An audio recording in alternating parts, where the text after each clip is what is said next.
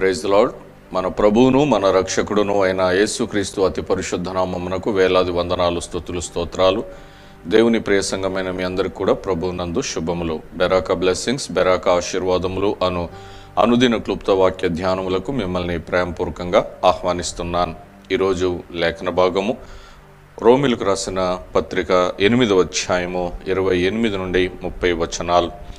దేవుని ప్రేమించు వారికి, అనగా ఆయన సంకల్పము చొప్పున పిలువబడిన వారికి మేలు కలుగుటకై సమస్తమును సమకూడి జరుగుచున్నవని ఎరుగుదుము అని అంటున్నాడు. దేవుణ్ణి ప్రేమించేవారు, దేవుణ్ణి ప్రేమించుట చాలా ప్రాముఖ్యమైన విషయం. ఈ లోకములో ఉన్న వాటి కంటే ఎక్కువగా మనము దేవుణ్ణి ప్రేమించాలి. ఈ లోకానికి అతీతముగా మనము దేవుణ్ణి ప్రేమించాలని దేవుని వాక్యం. మనము పూర్ణ హృదయంతో, పూర్ణ ఆత్మతో దేవుణ్ణి ప్రేమించాలి, సేవించాలి. అలాగున చేసేవారికి ఆయన సంకల్పం చొప్పున పిలువబడిన వారు.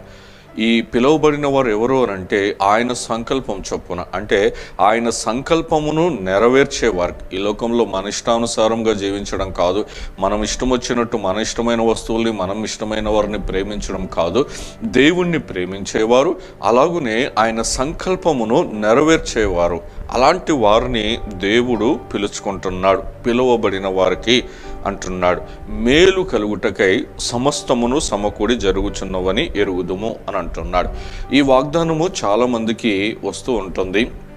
జనవరి 1న తీసుకునే వాగ్దానాలు కానివ్వండి, అనుదినము బైబిల్లో చదువుతున్నప్పుడు కానివ్వండి, ఈ వాగ్దానము చాలామంది తీసుకుంటారు. అయితే ఇందులో గ్రహించాల్సిన విషయం ఏంటంటే, సమస్తమును మేలు కలుగుటకే సమస్తమును సమకూడి జరుగుతుంది అని అంటే అంత మనకు మంచే జరుగుతుంది అని అనుకోకూడదు.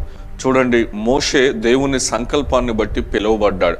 మోషే జీవితంలో ఎంత కష్టతరముగా ఉన్నదో, ఆయన ఆ ఇశ్రాయేల్ అందరినీ, ప్రజల్ని నడిపించడానికి ఎంత ప్రయాసపడ్డాడో, ఎంత కష్టపడ్డాడో, ఎలాగున్న తృణీకరించబడ్డాడో, హింసించబడ్డాడో మనకు తెలుసు.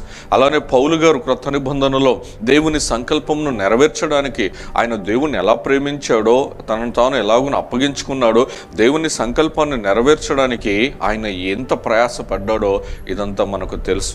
కాబట్టి ఆయన సంకల్పము జరగడానికి మన జీవితములో చూడండి, మరి మేలు కలుగుటకై సమస్తమును సమకూడి, అంటే మన జీవితంలో చివరికి అది మేలే. కానీ ఆ మేలు కలిగే దశలో కొన్నిసార్లు మనము మరి శ్రమలు పాలవలసి వస్తుంది, కష్టాలు పాలవలసి వస్తుంది, ఇబ్బందులు పడాల్సి వస్తుంది.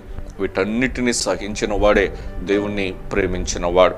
కాబట్టి మేలు కలుగుటకై సమస్తమును సమకూడి జరుగుచున్నవని ఎరుగుదాం. ఎందుకనగా తన కుమారుడు అనేక సహోదరులలో జ్యేష్ఠుడగునట్లు దేవుడు ఎవరిని ముందుగా ఎరిగానో వారు తన కుమారునితో సారూప్యము గలవారొకటకు వారిని ముందుగా నిర్ణయించాను. దేవుడు తన పనిని ఎవరు ముందుకు తీసుకొని వెళ్తారో వారిని ముందుగా ఎరిగి ఉన్నవాడు.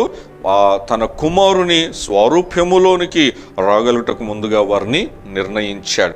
యేసు ప్రభు ఎలాగున శ్రమలు పొందుకున్నాడో అలాంటి మనస్తత్వం కలిగిన వారిని, అలా అప్పగించుకునే వారిని, ఆయన చిత్తాన్ని నెరవేర్చే వారిని దేవుడు ఎన్నుకుంటాడు. ఎవరిని పిలిచెనో వారిని నీతిమంతులుగా తీర్చనో, ఎవరిని నీతిమంతులుగా తీర్చనో వారిని మహిమపరచను. ఇక్కడ మనం గమనించినట్లయితే దేవుడు ఏర్పాటు చేసుకున్నాడు, దేవుడు నిర్ణయించుకున్నాడు, దేవుడు పిలుచుకున్నాడు. పిలుచుకున్న వారిని నీతిమంతులుగా తీర్చాడు. నీతిమంతులుగా తీర్చిన వారిని దేవుడు ఏం చేశాడు అని అంటే మహిమపరుస్తున్నాడు. యేసుక్రీస్తుని తండ్రి అయిన దేవుడు మహిమపరిచాడు.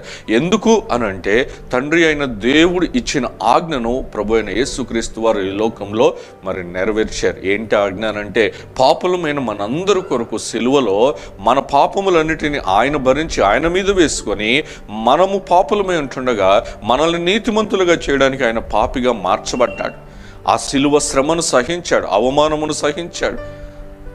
ఆ ఘోరమైన సిలువ మరణమును, అన్యాయపు తీర్పు పొందుకొని మరి దేవుని చిత్తాన్ని, దేవుని సంకల్పాన్ని నెరవేర్చిన వాడు గనక తండ్రి అయిన దేవుడు కుమారుడైన యేసుక్రీస్తు వారిని మహిమపరిచాడు. అన్ని నామముల కంటే పైనామముగా యేసుక్రీస్తు వారిని హెచ్చించాడు. నిజమే, దేవుని పని, దేవుని సంకల్పమును ఎవరైతే మరి ఏర్పరచబడ్డారో, నిర్ణయించబడ్డారో, పిలువబడ్డారో వారు నెరవేర్చినట్లయితే దేవుడు వారిని మహిమపరుస్తాను అని అంటున్నాడు. ఇంతకంటే గొప్ప భాగ్యం దేవుని బిడ్డలుగా మనకేముంటుంది? కాబట్టి ఈరోజు ఈ లోకంలోకి నువ్వు ఎందుకు వచ్చావనంటే దేవుణ్ణి మహిమపరచడానికి, దేవుని సంకల్పాన్ని నెరవేర్చడానికి. ఆ చిత్తం ఏంటో తెలుసుకొని నువ్వు ఏ రకంగా దేవుని చేతిలో వాడబడతావో ఆ చిత్తాన్ని నువ్వు తెలుసుకొని దేవునికి కొరకు మహిమకరంగా వాడబడాలని కోరుతున్నాను. అటువంటి కృప దేవుడు అందరికీ దయచేయునుగాక. ఆమేన్. Praise the lord.